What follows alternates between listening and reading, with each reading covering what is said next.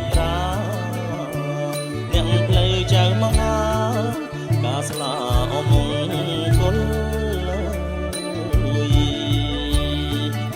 ការស្លា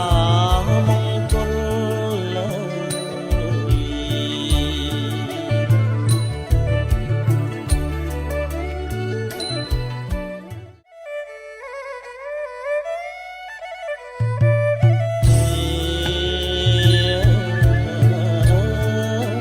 ស្រី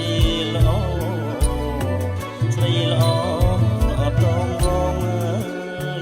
សុំចេញពីរោងទទួលឲ្យរៀមរាបងងំដល់ហើយតាមគួនព្រះអាចារ្យជំនួនឲ្យព្រាប្រាអ្នកផ្លូវចៅមកការស្លាអមង្គលការស្លាមង្គល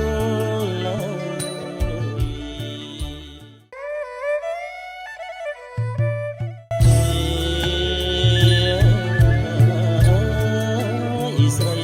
ល្អស្រីល្អអត់តងរង